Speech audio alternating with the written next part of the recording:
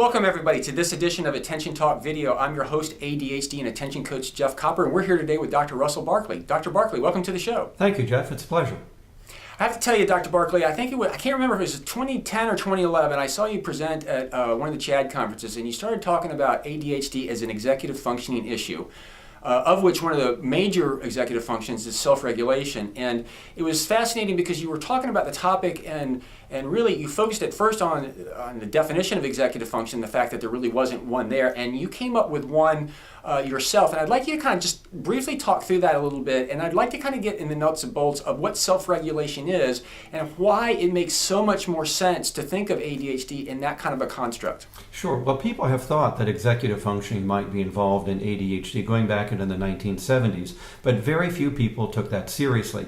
It was mainly based on the fact that the neuroanatomy of ADHD that we were discovering was also the neuroanatomy of the executive brain. But despite this historical curiosity, it really didn't become very popular in ADHD literature until about 10 to 15 years ago. And then people began to realize that executive functioning was involved in the disorder. The problem is that there's no consensus definition for what that term executive functioning means. In my recent book, we discovered that there were at least more than 20 to 25 definitions in the literature that were distinct enough to identify them as separate. And you can't have a literature that has that many definitions. So I stepped up to the plate and I said, look, we need to find the core of what this term means. And the greatest consensus was around the term self-regulation. The executive functions are those mental activities that we use to control and regulate ourselves in order to get to our future, to look out for our longer-term welfare. And as you pointed out, we can break self-control into 3 steps. Something that you do to yourself, an action to yourself, that you are doing to try to change your behavior from what it automatically might have been. And the reason you're changing your behavior is to try to make a future event more or less likely to occur. And therefore, the executive functions, in my theory, are the things you're doing to yourself. What are you doing to change yourself, to change your future? And I think that that was a major advance in operationally defining executive functioning. It has changed my coaching kind of across the board, because when you think of it, if somebody has ADHD and we talk about the word like the character trait of impulsivity, well, it's be able to catch yourself, inhibit your behavior to change your future, and not actually go with what the automatic brain, which we'll talk about a little bit later. The other side of it is sometimes in the context of the self-regulation issue, I've coached people before where there's some things, their issue's not paying attention to it, it's actually stopping. And so like take example, a kid with ADHD playing computer games.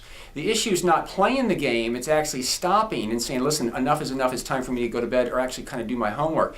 And so it begins to explain so much more than what the old construct does. And then all the old descriptives like distractibility and impulsivity, to me, it all can be simplified in the concept of just self-regulation. Well, I think it can. You're quite right, because when someone's engaged in something that they enjoy, they may well be using some executive functioning. But there's another task that you need to switch to. That has to do with your future. Something's impending, whether it's homework or a task or getting ready for work or bed, and you need to be switching over to do that. And that's where the self-control is needed. It's interrupting the automatic behavior in order to switch to something that's more effortful, but that's more important to the future. And so you're absolutely right. That is the shift they're going to struggle to make. And as a coach, again, it's changed the way I coach, because I've really gone to an attention-based coaching system. I try to help you understand what you always pay attention to and what you never pay attention to, and then you begin to manage the environment. So what that might look like is an adult who struggles with a repetitive, boring, routine task. They struggle to engage their attention or to regulate that, but on the other hand, many of them, I find, can do things very easily like that in the company of somebody else. So if they've got to do a repetitive, boring, routine task and they combine it with somebody else, they're using something that they can pay attention to, the company, to do what ordinarily they might struggle to get around. Thoughts on that? Yes, what that explains, as you well know, is the complaint that these people often say it takes them 3 to 7 times or more as much effort to try to do what other people are able to do relatively easily. And it's because their attention is going to wander. It's going to be pulled away from whatever they're focusing on at the moment by any event around them that's distracting. And there's a lot of events around us that are not relevant to the goal that we're pursuing or the task we're being asked to do or the conversation we're trying to pay attention to that's so important. And yet their attention keeps getting pulled away. This ability to commit your attention, your persistence, to a goal, to something that lies ahead in the future in order to see to your welfare and to improve your circumstances. Very, very difficult for them to do because, as you just said, the now around them is going to compete with this goal that they're holding in mind that's so important. And often the goal loses and the environment wins. Yep.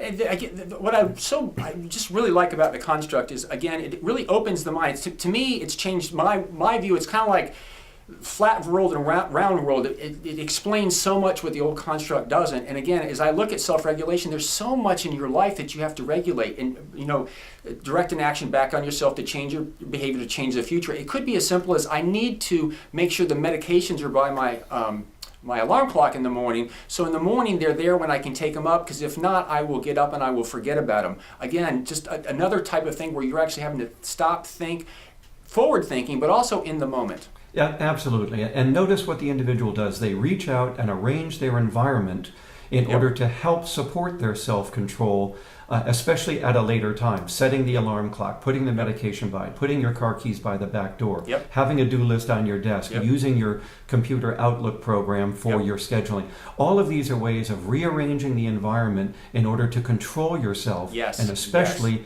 to do something later that is so important to be done. And as you know, there are at least 5 major executive functions that we are using in daily life. And all of them, I think, would not be very apparent from the attention deficit view. Like the attention deficit view doesn't explain the time management problems. It doesn't explain the emotion regulation difficulties. It certainly doesn't help us understand the problem with self-motivation. And as you just described, it can't explain why they have trouble with organization and problem solving. So for all of these reasons, the ADHD view we see in the DSM, this attention deficit inhibition view, just doesn't explain this stuff. But the executive function view explains it all.